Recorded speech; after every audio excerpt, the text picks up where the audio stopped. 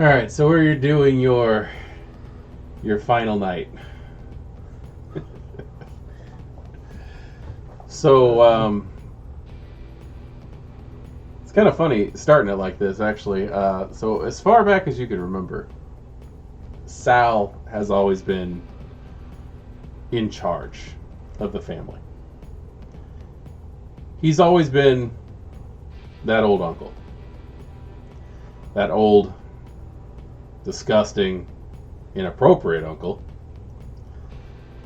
who has to be put in check sometimes when he's speaking around the younger people. He's a womanizer. He's rude. He's that creepy uncle you don't leave alone with the kids. He is that creepy uncle you don't want to be left alone with either.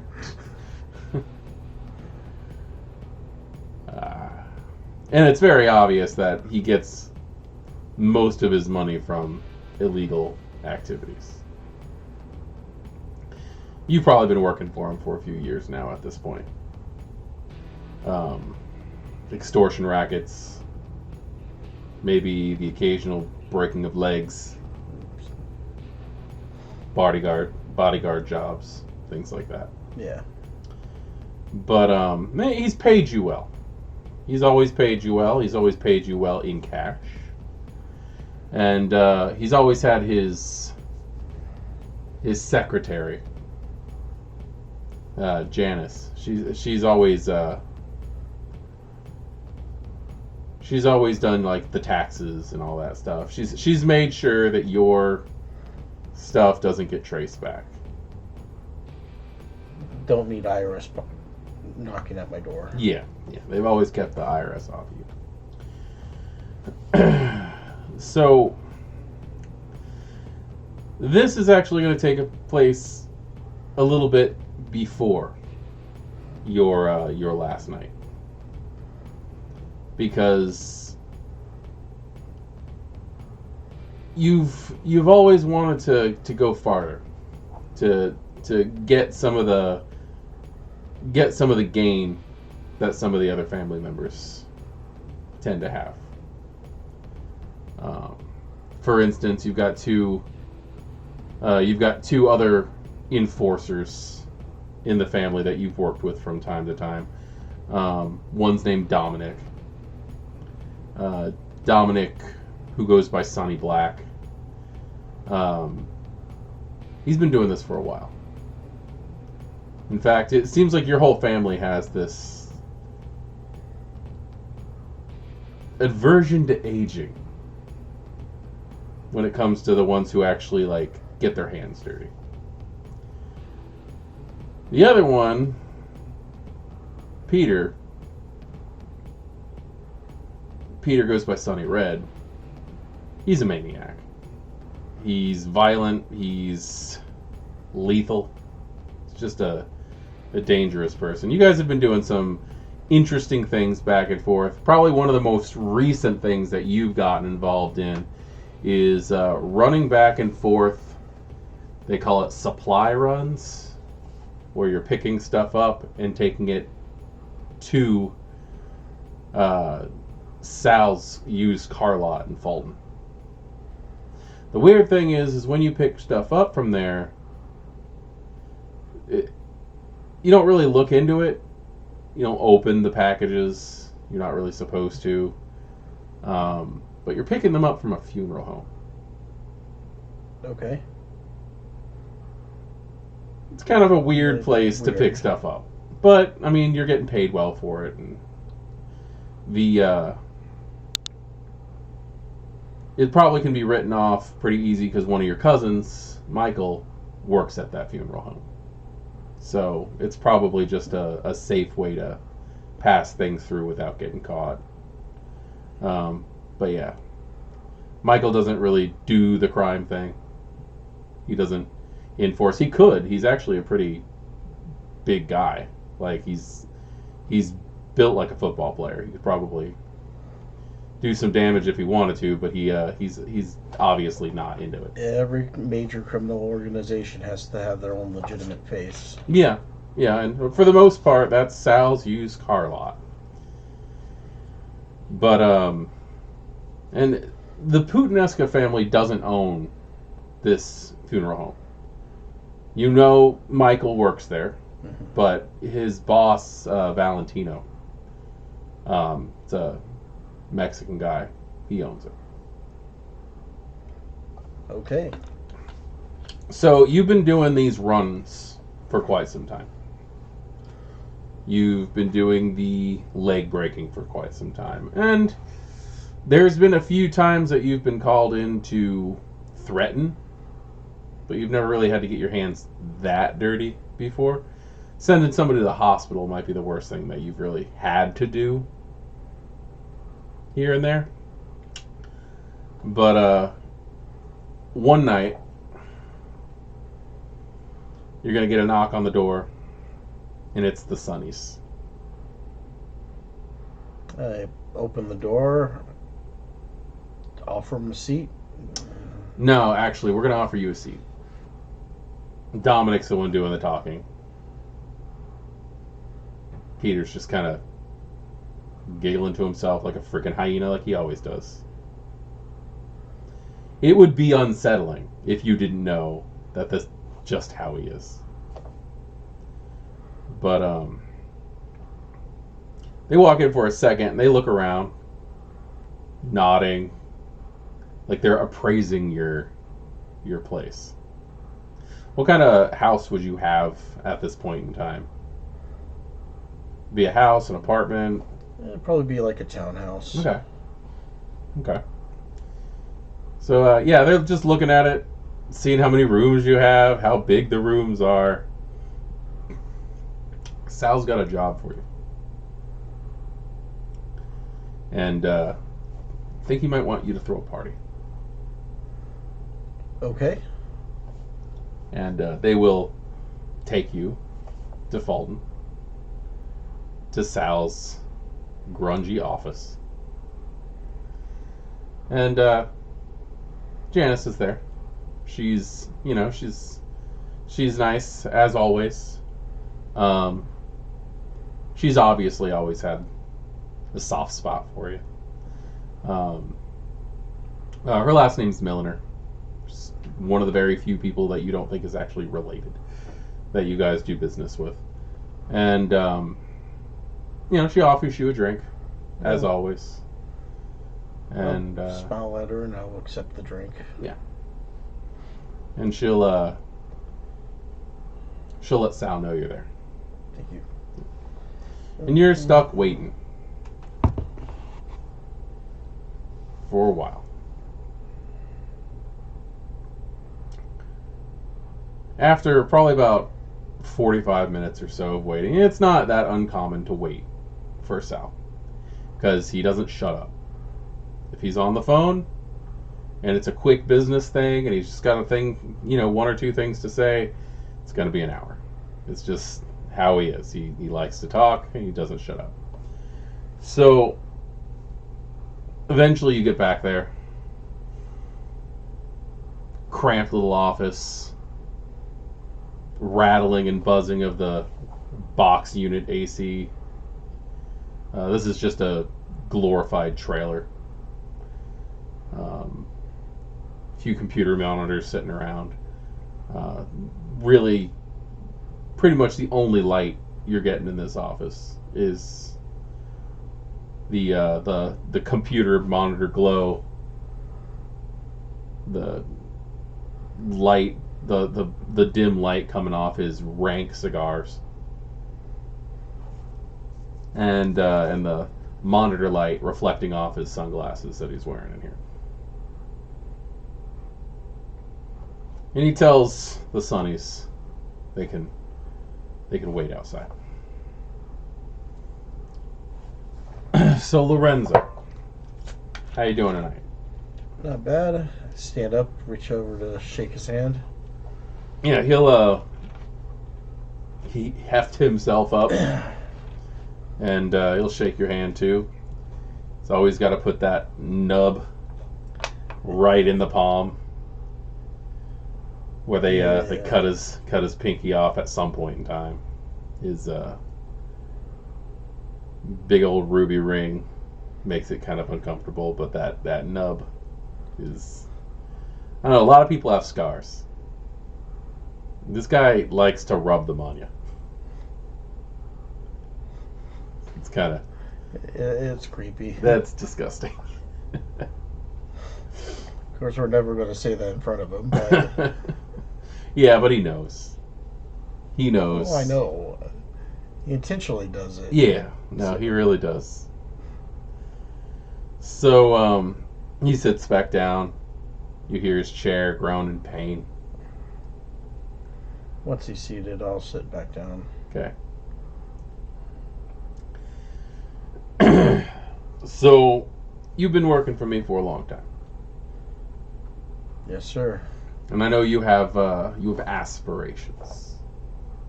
Don't we all? You do. What do you think about getting made? By made, of course, he means in the Casa Nostra sense. Like brought into the family, made an actual member. There's benefits to being made. You're pretty much untouchable at that point. No one can touch you. Not without having a full sit down and having a full discussion with the leadership to do that. You can't attack anybody who's been made.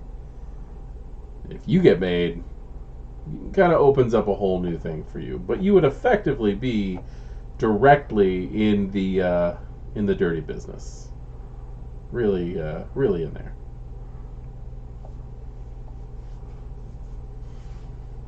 What's a little bit more dirt on my hands? You know, be a lot more bread in your pocket. That's always good. I'm sure you don't want to be cracking kneecaps forever. No, I'd like to one day be the person to say whose kneecaps to break. That is that. That is that. You'd also be able to put a little team together of your own if you wanted to. That'd be nice. Well, we very well might have room for another boss. I'm listening. Now, I'm sure you've noticed an influx of family in Portland. With everything, extended family members coming around. I've noticed. We've been doing a lot of work with the Giovanni as of late, and well, let's just say they've got an enterprising opportunity coming up. Well, Family Ties, we've been working with them for years. Oh yeah, very much. In fact, over the last couple decades, they've been doing their best to go legit. And putting... Like legit? Like legit, but they're putting all the dirty jobs on us. We can handle it. Oh yeah. No, I have no doubt that we can actually get that taken care of. That being said, so recent events have happened. The head of the family, of the Giovanni family, has been removed.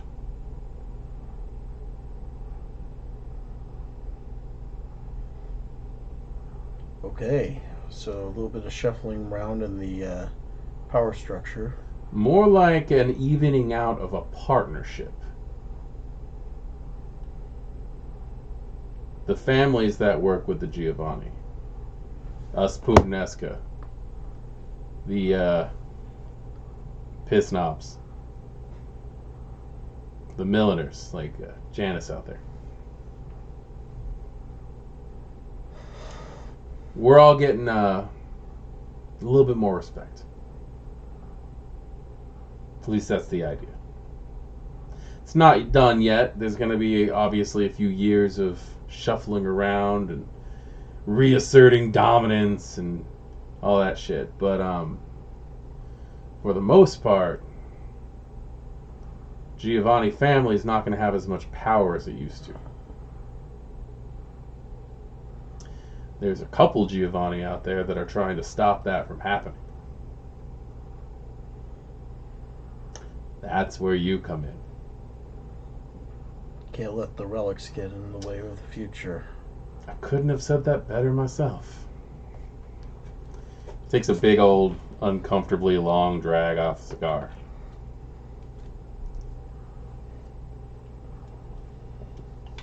We got a few bigwigs here in town. A couple Giovanni who actually find themselves to be important. They stay out of it most of the time. They own a couple places around here, the Excalibur Club and stuff like that. But there's a I don't know, consider it like a council of elders kind of thing, a board of directors. They call it the 1444 chamber. Something happened in the year 1444 that was like big and got them a lot of power. So there's a couple members of the 1444 chamber who are going to be meeting in Boston. But that also means that a lot of members of the 1444 chamber are going to be coming here from all over the world. I'm coming to Boston, not here, but they're taking indirect flights, indirect shipping. One of them is going to be going through Portland.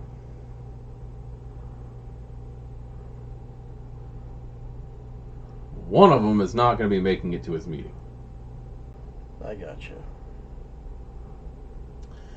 So the idea is we're going to invite him over, show him some hospitality. And, well, consider it an initiation. Because this guy is going to represent everything that's been holding us down.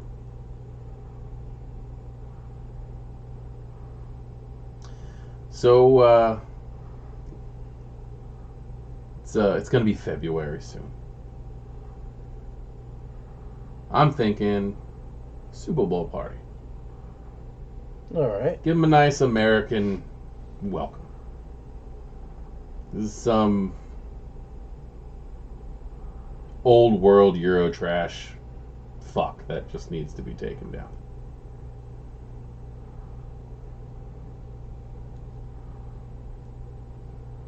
If you can do this, you're in. Shouldn't be that difficult. You'd think.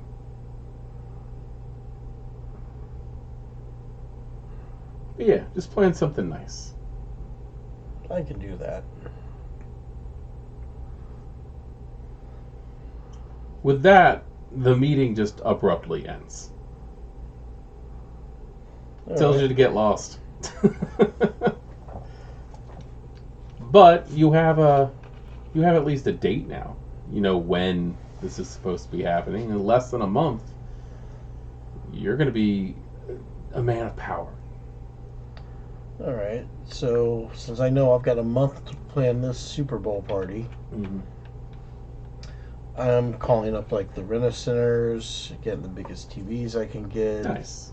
Stereo systems, making sure that every room of the house there's a view of what's going on the TV. Nice.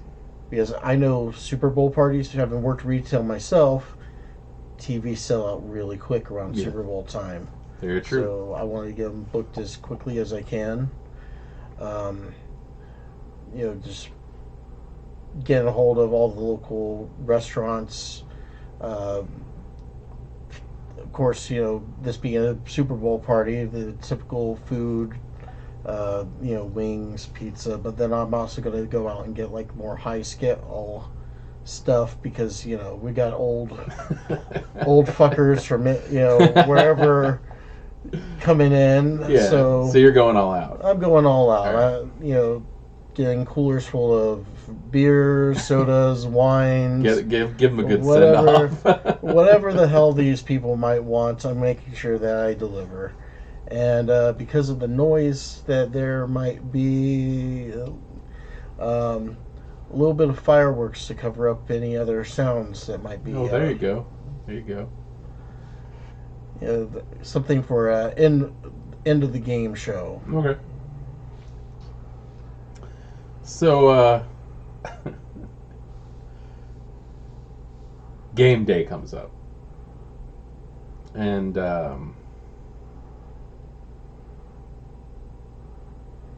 few family members show up.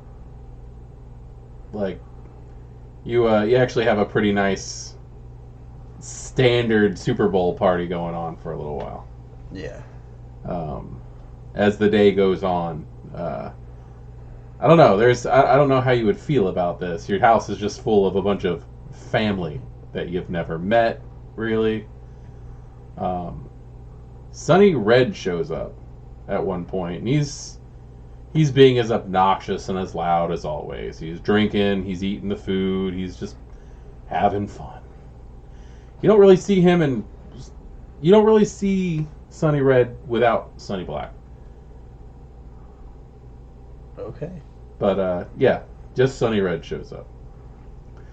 You've got a bunch of people who have shown up to the party who you might be introduced if you haven't met them already, but all guys, all men. Nobody brings any women. There's a there's a younger guy named Tommy Milliner. He says that you know his sister. Oh, yes. Yeah. You look at him and you're like, wow, that's actually, there is a family resemblance there. They're actually twins. And so yeah, you got some. Michael shows up. Michael Puttanesca, who's not really one for family events, but he enjoys the game. Yeah. It just seems like a regular Super Bowl party for the most part. Probably about half hour, 45 minutes after sundown, you get a knock on the door. All right. I open up the door. It's Sal with Sonny Black. Come on in. Sal walks in, trailing a nice fog bank of nasty ass cigar smoke as he walks in. Really can't do anything about it. It's Sal. It's just gotta air the place out after we're done. Might be a good idea. Sonny walks in. Seems a little different. He's looks a little pale. He's walking with an air of respect about him. Just seems very full of himself at the moment. And he also has a black wrapped gift box with one of those elastic gold bands wrapped around it. Looks nice. Almost like a jewelry box, but like a little too big for that. And he kind of just, I don't know, just I don't want to say slams it, but he just kind of like puts it against your chest, and he's like, "It's a gift." Thanks. If you need anything, help yourself. Refreshments are in the kitchen. Yeah, he looks around when you say that, looks at everything, and he has this instant look of distaste. But I mean, that's odd, really, when it comes to Sonny Black. Dominic Puttanesca owns a place in St. John called Frankie's Place. It's a restaurant. He was able to get it with a lot of the funding that he does, and it's pretty much a legit business, except for where he got the money to start it. And the fact that whenever there's a really big event where people are getting together to actually celebrate something, it's usually held at Frankie's Place in the VIP room that's called the Rat Pack Lounge. Yeah. And he's a foodie. He really likes his food. The fact that he's turning his nose up at all the stuff that you really put into this, I don't know, maybe he's just not feeling well today. He did say he was pale. Yeah.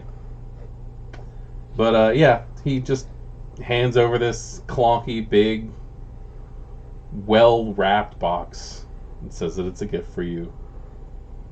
All right. And I'm going to take it.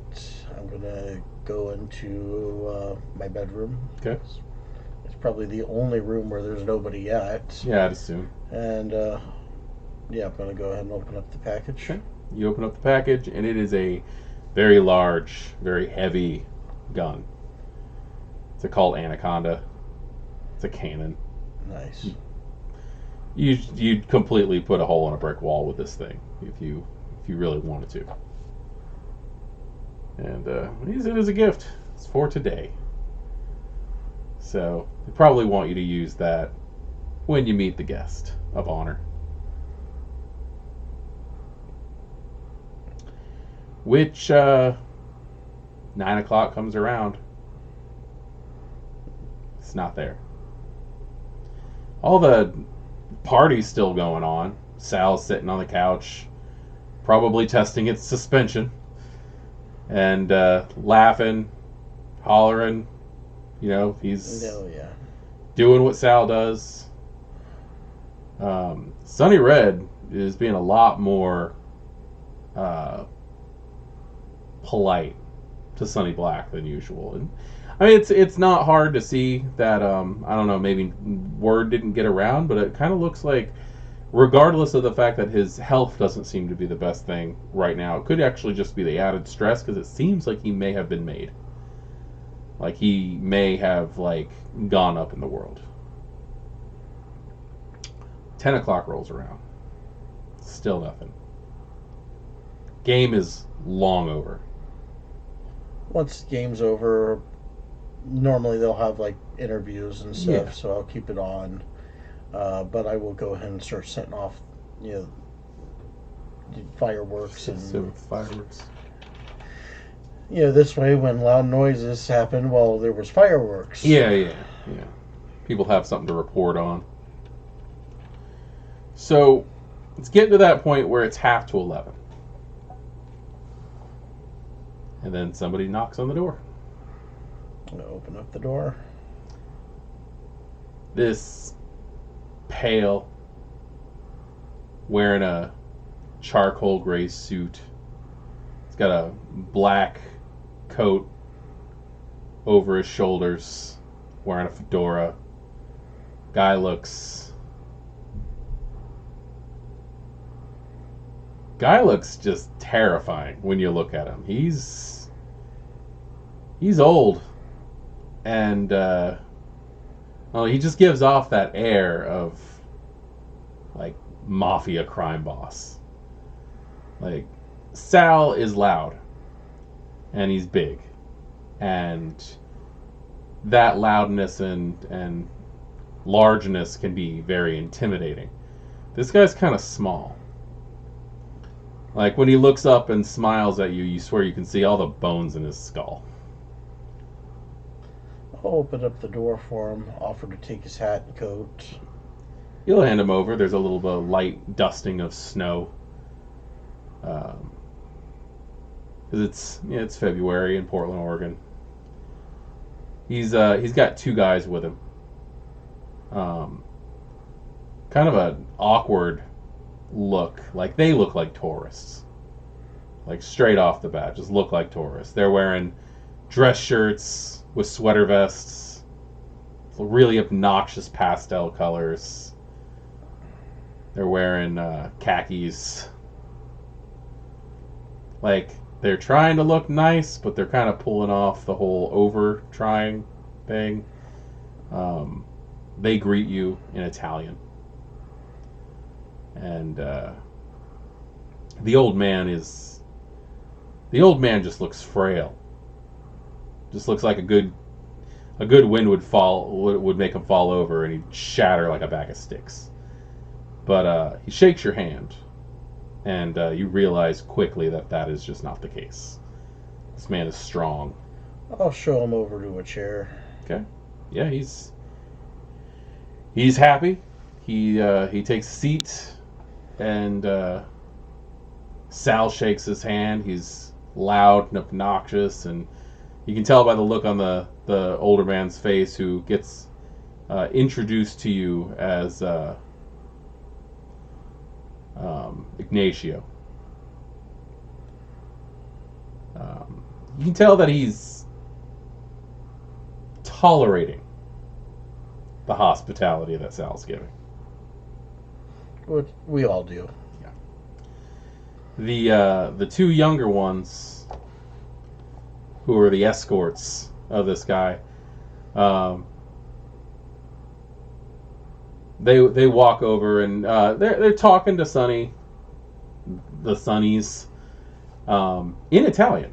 It's actually kind of interesting to hear the two Sonnies, the two Sonnies talk in Italian. Sal is also speaking in Italian to this guy. That was actually something I wanted to buy on my character sheet, but I just didn't have enough points. Oh, okay. I figure, it makes sense. Yeah. I'll probably just buy it when get enough points. Yeah. You've never heard Sal talk in anything but English, and he still has the same gravelly voice. Sal's still Sal. Sal's still Sal, no matter what language he's speaking. He's keeping the old man busy, and the two younger guys they're hitting the spread. You can make it out pretty easily that they're very hungry, that they've come directly here from the airport. They've only had plain food, like it's... Oh, I'll show them where the coolers are. Oh. That way get something to drink. Oh, they're happy. They're happy. One of them picks up a beer and holds it out to the other one, and they look at it and they start laughing at the label, and they're like, American beers. Like, they're just really they're enjoying the novelty of what is the regular here. And they're looking at everything that you've got. They look at your wine, and they're obviously making fun of your selection of wine. It is what it is. It is what it is. They're snobs. They're Eurotrash. Yeah. They're rude. But the Sonnies are keeping them entertained. And over the course of the night, after the game ended, more and more people have trickled out. And it's really interesting, though, because the entire time that people are leaving, they're coming up to you, they're shaking your hand, they're patting you on the back, they're congratulating you for something that hasn't even happened yet. But I'll just run with it. Yeah. Obviously, nobody has any doubts that you're going to be able to pull this off. A few of them, when they were leaving, seemed very disappointed that they're not even going to be able to see the guy before this happens. This is apparently a very big, important guy in this 1444 chamber. And, oh no, it's quiet. At this point in time, they've flipped through CNN. They've flipped through ESPN. They're trying to find something. And they settle on a boxing match. Okay. So they're watching a fight. The old man's getting into it. He's like putting his bony little fists up and like play fighting towards the air and stuff. And you get a couple of ideas of what they're talking about. At one point, you could swear the old man said in perfect English, "Oh, if I swang, I'd knock his head off." Just one good swing, it'd go flying. into the stands. I'm gonna lightly chuckle, humoring the old man. Yeah, he also shook your hand earlier, and you know he's got some strength to him. So, it's getting late. Approaching midnight. And, you notice that the Sunnies are really sticking close to the two escorts. At one point in time, when they're getting their third or fourth plate of food, classic American foods that they're having a fun time mocking, but having a better time eating. Oh, I'm sure, because, after having airport food, I mean, yeah, anything's good at this point. But, yeah, the two Sunnies, at one point, they flash their weapons at you. I nod, and I take my place behind the gentleman. Yeah. The gentleman, Ignacio, he's been ignoring the same glass of wine all night. He hasn't touched it. Hasn't touched any food or anything.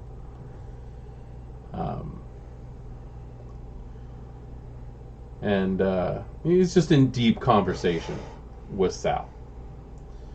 And it's gone from a jovial conversation to more serious, almost aggressive tones.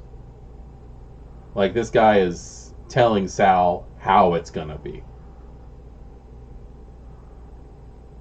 And Sal is getting annoyed. Getting the gun into position. Okay. Turning off the safety. Using your gift. Yeah, just kind of.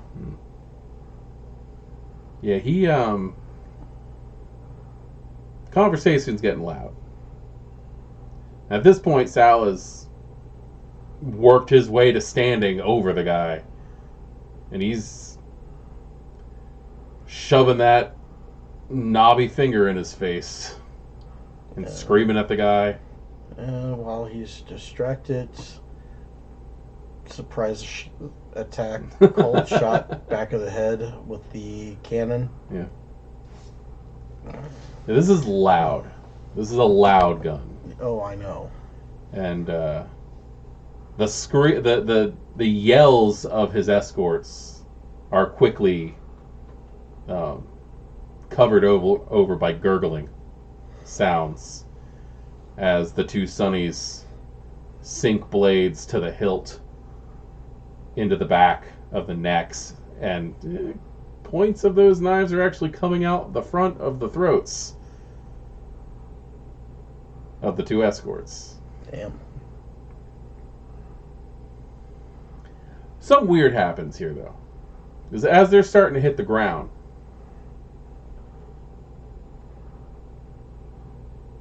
Sal looks over at Sonny and says, "You know what you should be doing right now."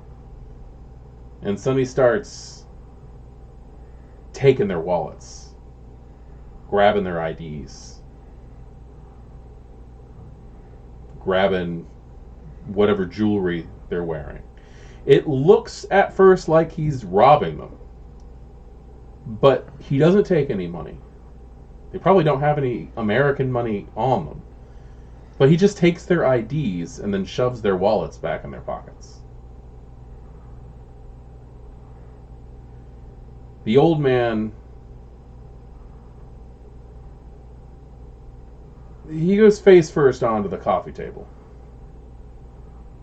His face shattering the glass of wine that he hasn't touched all night.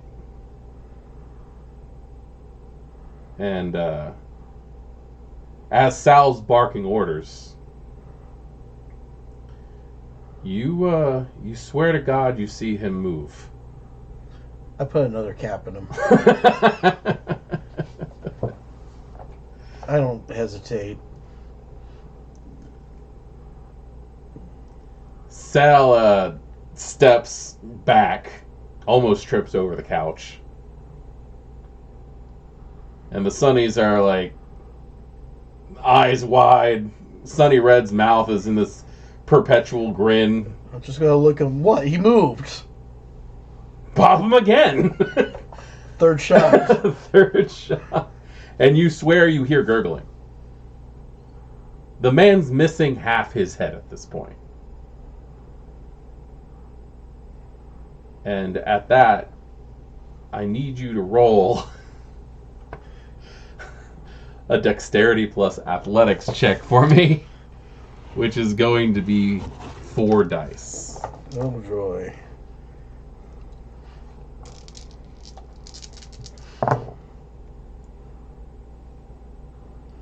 Three. 3? Yeah. Okay. You are able to jump back as the old man's hand comes swinging out at you. It misses you, it hits the chair, and the side of the chair completely caves in on itself. It looks like somebody took a metal baseball bat to it. I like that chair, you fucker, and I'm gonna shoot him again. Shoot him a 4th time? Alright. He's not moving anymore. And at this point in time, Sonny has you hear a thump as a body collapses as Sonny just drops what he's doing, literally, which was one of the guys. And he's just sitting there wide-eyed, kind of freaking out at the same time. Like, interest. He's got this look in his eyes. Like, he wants to be more involved. Sonny Red, Peter. God damn, there's too many Peters in this game. Sonny Red, he flips out.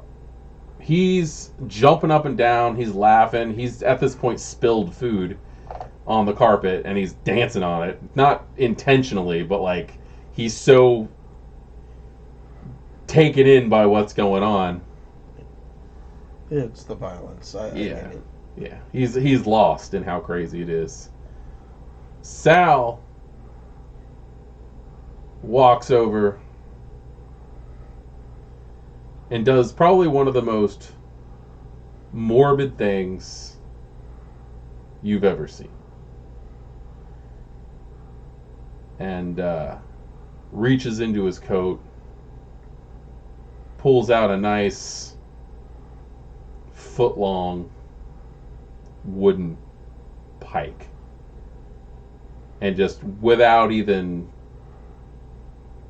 putting any effort into it, just shoves it into the guy's back. And you could swear that you heard him breathe out again as he embeds this wooden stake into the old man's heart. He looks up at you while he's leaning over this guy and goes, "This is your first kill." It's not. There's no way this is your first kill. Not working for Sal. He hasn't told you to run around and kill people or anything like that, but like... But stuff happens. Yeah, stuff happens. Sal knows stuff happens, but we tend to make the bodies disappear. Yeah. He seems rather serious about this one. You know what hunters do when they have their first taste, right? Take their first taste. And he just looks up at you and smiles.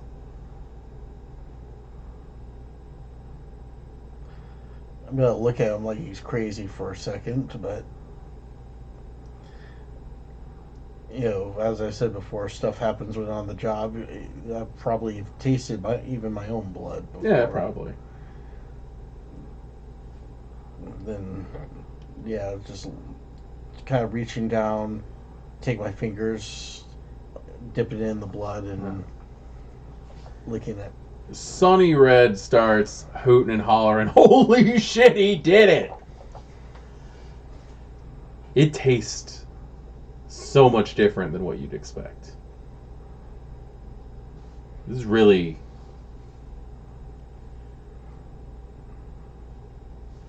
It's like it's laced. It's like it's laced with cocaine. It tastes musky, it tastes old, but it's like the part in your head that's just like, this is why fine wine is better with age.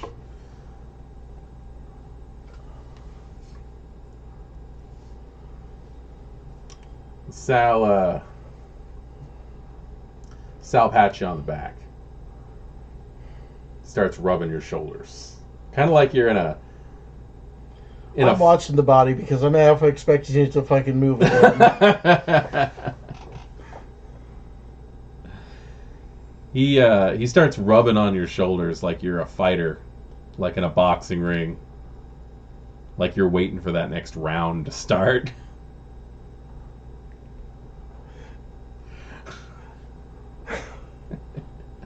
As long as it's not like a priest and an altar boy. It kind of feels like it. Because it's Sal. It's just however he touches you, it just feels uncomfortable. Yeah.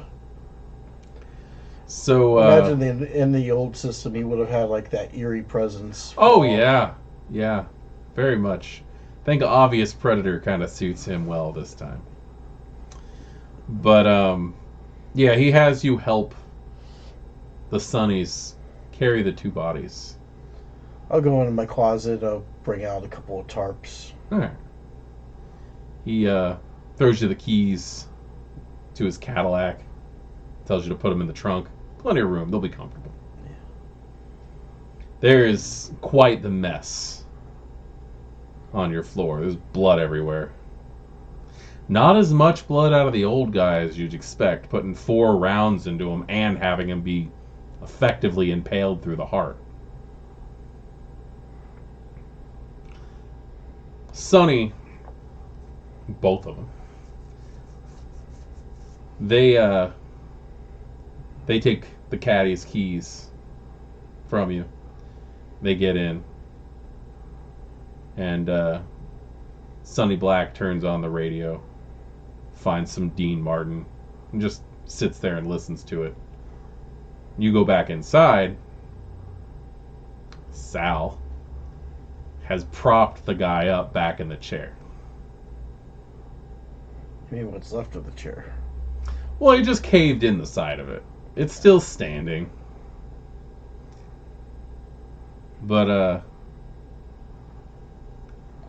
he looks at you with this big shit-eating grin on his face. He's like, "You want to see something fucked up?" I don't think things get much more fucked up than they already are. But sure. He yanks the stake out of the guy's back and pushes him so he's sitting back in the chair. And his mouth starts moving. It has this grotesque set of yellowed teeth in its mouth that are moving up and down on their own accord at this point, and they're starting to elongate into fangs. Its hands are gripping the edge of the arms, and you can see the wood inside the chairs are starting to crumble under the strength of this thing. I'm pulling out my gun. How many shots does that cannon have? Is it, what, 6? 6. I've used 4? You used 4. Right. I'm looking at him. Got the gun pointed back down at him. Fuck. I'm just going to shoot him again. And this time I'm aiming toward the area where the heart is. And since now there's a big open wound, I mean... Oh, it's in its back. Yeah. Okay. At least shooting in the area where the heart should be. Okay. It's looking at you with the one eye it has left with this intense hatred as you pull that trigger. And as soon as the bullet penetrates the heart, you hear that loud, thunderous bang echoing off your apartment walls. What's left of this guy sinks into itself. And all that's left is a greasy pile of ash in a suit.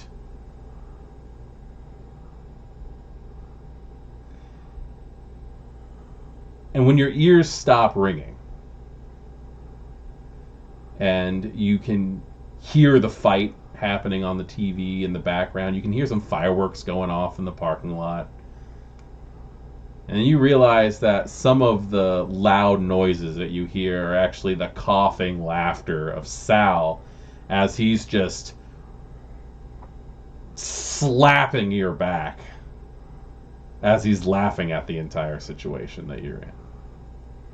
Well, I'm sure he's having a grand time now.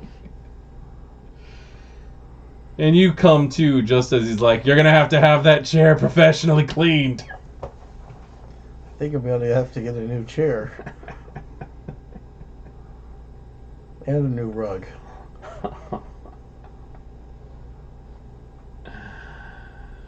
Congratulations, kid. You hungry? Yeah, why not? He'll clean this shit up later.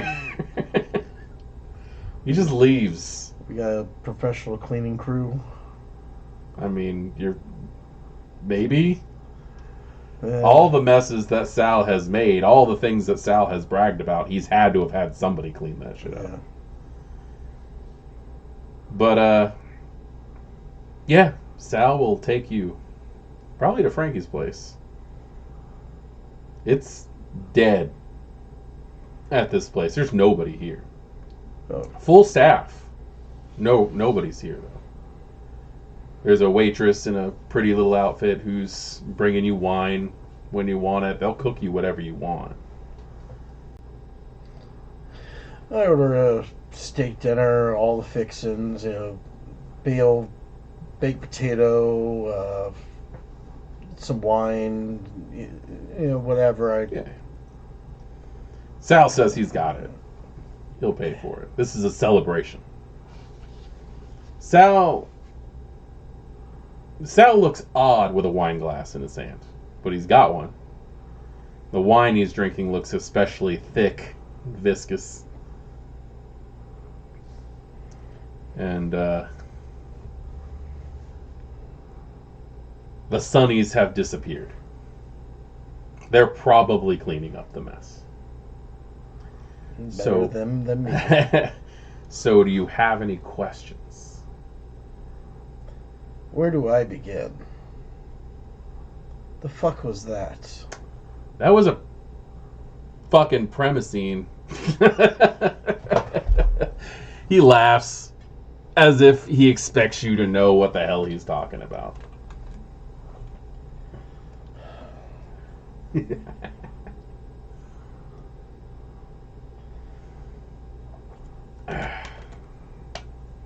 I shot that fucker 5 times and then it ashes. Was it 5?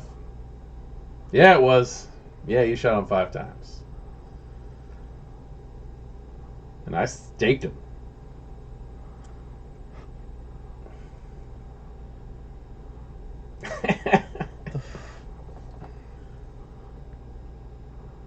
The fuck? I'm going to take at this point, I'm not even drinking out of my glass. I'm drinking straight from the bottle of wine. Mm. You know, if you hadn't shot him that last time, it might have taken him a couple of weeks, but he would have gotten back up. He would have been fine. I probably would not have, though. Oh, no. I'd never get an opportunity like that if I didn't get him from behind. Absolutely true.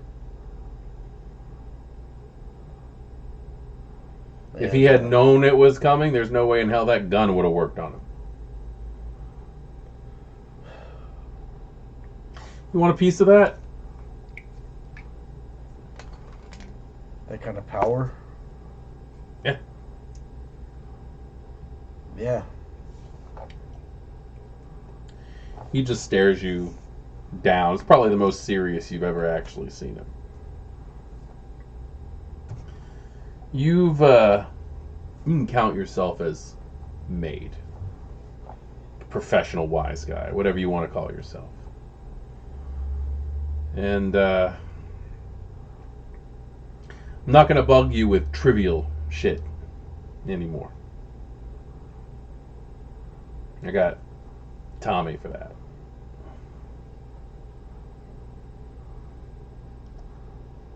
But, big but,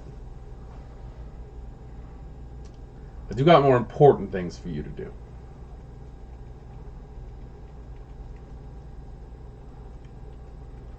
And I want to give you a little bit of what that guy had. Can't promise you as much, but as you can see, having more of it doesn't really matter if you're caught off guard.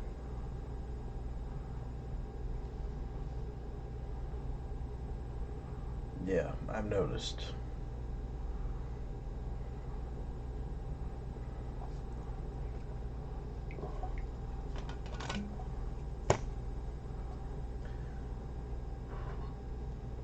Good. You're starting to feel a little dizzy. I figure I've been drinking pretty heavily. Yeah, it's hitting you pretty freaking hard.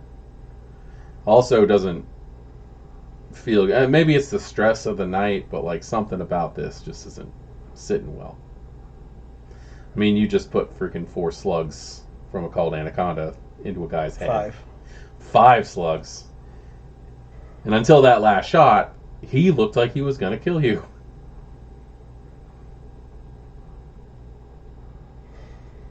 Yeah, don't worry. Later on, I'll summon him as a wraith and make him, my bitch in the afterlife.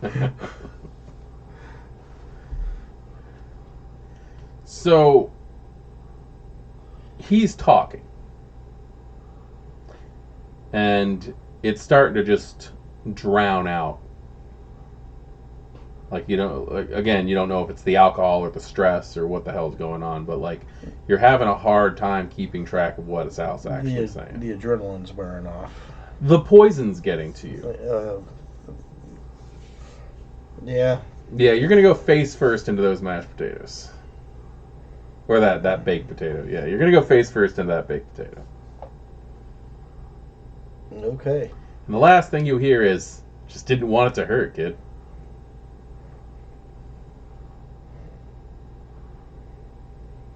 You just got fucking poisoned by Sal Puttanesca. Uncle Sal, who you have done all kinds of weird shit for.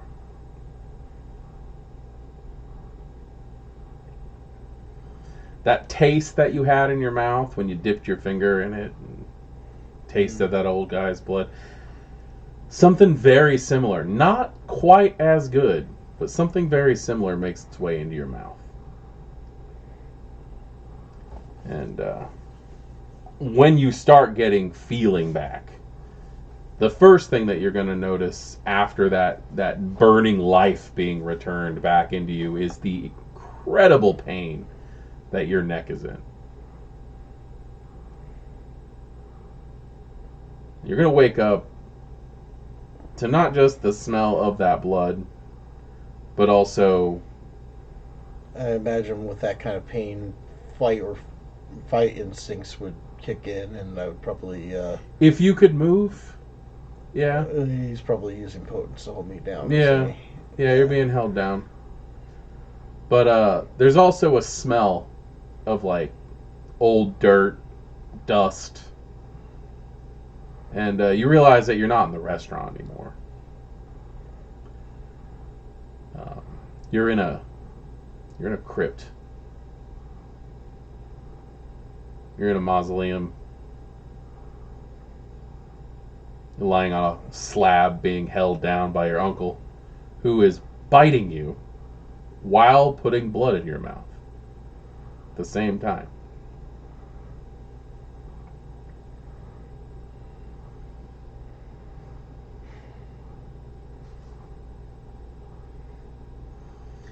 And in the distance, you can hear sirens. Hear police sirens. And he's going to get up off you. The pain is going to subside. It's going to take a while, but the intense, deep stabbing feeling that you felt in your neck is gone. And Sal's sitting there covered in your blood, lighting up a cigar. How you feeling? Like I just got ran over by a truck. If you had said no, I would have had to kill you. We got rules. I'm gonna slowly start to get up. Mm-hmm. Yeah, kind of like the guy that's been sleeping on an uncomfortable mattress. Oh yeah. It's a flat stone mattress that you've been on.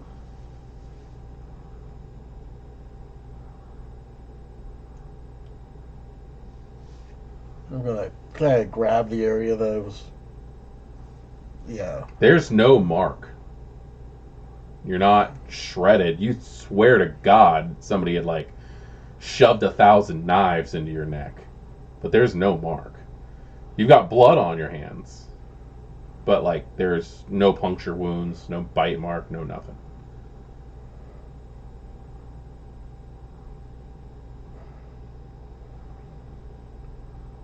There's still a little bit of you got an odd mix of the blood in your mouth and also the vomit from when you threw up from the poison. Because you puked yourself to death in that restaurant. Well, that is how the body normally reacts Yeah. to being poisoned. Yeah. I'm gonna spit a little bit, just trying to get the shit out of my mouth. Mm-hmm. Where the fuck are we? We're at that cemetery by the river.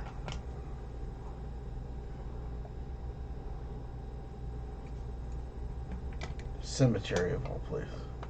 Yeah, why not? Welcome back. Thank you. He's got a old dirty handkerchief that he's like wiping the rest of your blood off his mouth. Not getting it all.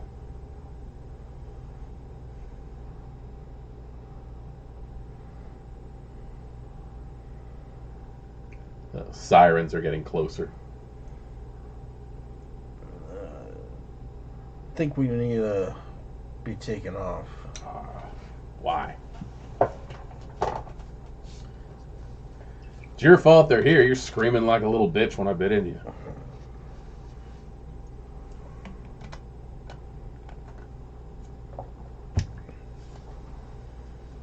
The red and blue lights are flashing on the wall from the iron grating that acts as a door. They're pulling into the cemetery. How do you talk yourself out of a situation like this?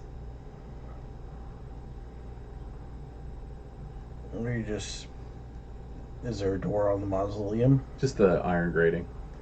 Decorative iron grating. You hear car door slam. You hear another car door slam. You hear somebody yell, "Who's ever in there, come out." Oh. What you gonna do? What you gonna do, Lorenzo?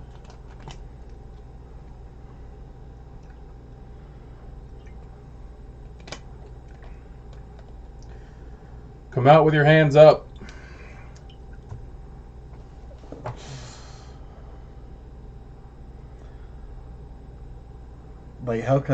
Like how far do they seem like they are? They've got to be right outside the mausoleum.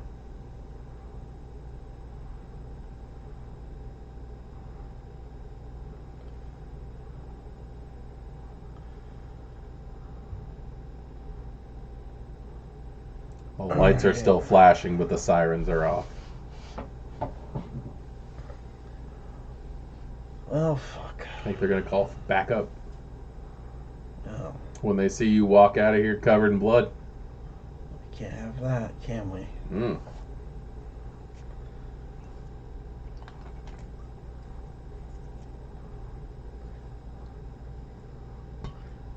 I'm gonna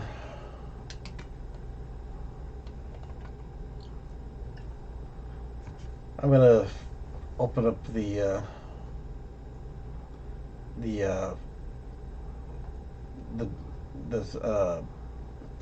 I'm sorry, my mind just went. Yeah.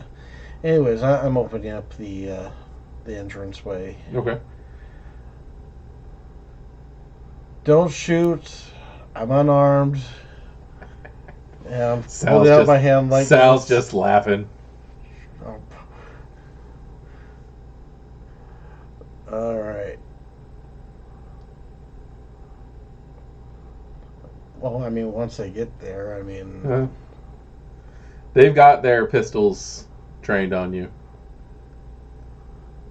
You can just make out the silhouettes from them, their headlights. It's really bright, it's obnoxious. And you're just suddenly very, very hungry. Well... Okay, so... I'm heading out. They're trying to flank you as you approach. One guy has his pistol on you, the other guy is kind of walking off to the side, keeping his pistol on you. I imagine they got like the whole flashlight in your face. Oh, yeah. Yeah. Yeah, and they've got those headlights from the car. Yeah. Alright. So, I'm going to start to approach them. At least one of them. Mm-hmm. The guy who's flanking you going around, he's got his flashlight. He looks inside the mausoleum. He's like, "We got a body in here!" And while he's distracted by the body, I'm going to reach over to his partner and latch on. Okay. Give me a... let's say...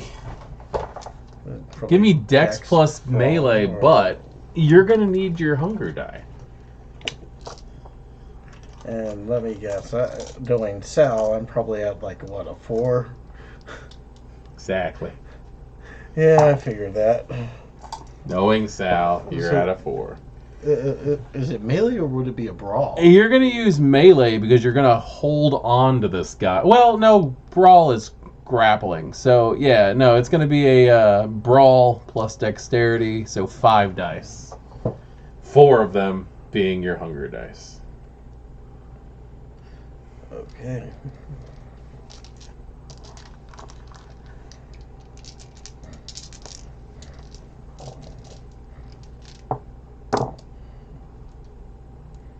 And 1 bestial failure and but 1 success. Yeah, you're gonna lose your shit. Yeah. So I'm gonna you go to grab the guy to like get the gun away from him, but then you realize that he's in your grasp. And the next thing you know, you have your fangs sunk into him. You've completely lost control on this one. And there's just this screaming, this blood-curdling scream, which turns quickly into a gargle as your fangs rip into this guy and blood starts pouring out of his mouth. And I'm draining him. Yeah, I don't think you have a choice on this one. But the other guy, when his partner starts screaming, runs over and starts incomprehensible screaming at you. Like, making out what he's saying is just not even possible, because you're just lost in this guy's pulse as it's getting weaker and weaker and weaker. And he starts screaming to let him go or he's going to shoot. And then I let him go. And then I grab the other guy. He's a little bit distance from you. Well, I will run up. You're just gonna run at him, just full on charge? Okay. Well, I'm kind of still in that bestial frenzy at this point, so. Well, you're not completely frenzied. You're just lost in the feed. But if you want to run up and get him, you're probably looking at an athletics and dexterity, which is 4 dice. But you just drained a guy, so you're not hungry at all. Yeah, well. And all 4 of them are successes, one being a critical. Okay. Well, you need two criticals for it to do a thing. But yeah, you went ahead. You're going to be on this guy very quickly. He opens fire, misses you with every shot as you just run over and grab a hold of him. You are completely in charge of your faculties right now, but you have him. I'm snapping his neck. Very quickly, he is down. And Sal is leaning against the inside of the inside of the door of the mausoleum.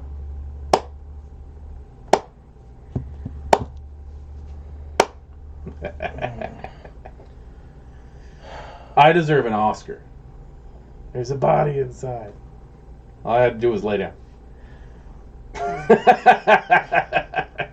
I'm gonna go ahead and while they're since the cops are being so cooperative now. Oh yeah, they're definitely not resisting. I'm relieving them of all their weapons. I'm relieving them of their police shields. Extra. Your inner D&D'er come out, loot the body. I am looting them for every weapon, every anything I can take from them, because I can add that to my personal arsenal at home. That's true. And now it also will look more like they got into a fight and then they got robbed. Yeah, the robbery is definitely going to cover up the exsanguination that you performed. There's going to be more. Of course, I'll be licking the wound on. Oh yeah, no. Sal's going to tell you all about that. Sal's going to tell you. Licking wounds on the body and. Yep. He tells you in the most inappropriate, disgusting way that makes you feel dirty doing it. Oh, I'm sure. Make sure you lick that pig up nice and good. Yep.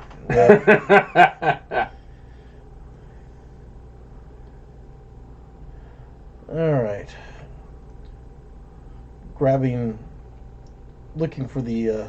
Is the key still in the ignition of the car? Oh yeah, the cop cars. Yeah. All right. Well, I go ahead and pop the trunk. See what I can find. Oh, there's lots of stuff. There's lots of stuff in the cop's trunk. Ammo clips, shotguns, Yeah. whatever. I'm setting them off to the side. And then I'll throw the bodies into the trunk. Mm-hmm. Sal just watches you do everything that you're doing. Yeah, you can tell I've done this a few times. Oh, yeah. And I'm going to GPS looking at where I am in comparison to Fulton. You're in Fulton. I'm in Fulton. Yeah, there's a cemetery on the river. Oh, even better. All right, so at least I'm not doing this in Portland proper. All right, so eventually, once I get everything out, I am going to. I'm going to be setting the car on fire along with the bodies. And once the once the fire eventually will it will eventually burn itself out. Uh-huh. The car will be going into the river. Nice. And I have no doubt they'll eventually find it. Yeah. But there's a lot less evidence left behind. Very true. As the bumper of the car is sinking under the water, it's the last remnants that you can see in the dark. Sal's gonna come up behind you, wrap his arm around you. He kisses you on the cheek, and he goes, "That's my boy." And that was your last night breathing. Just gonna look at the fucking cops.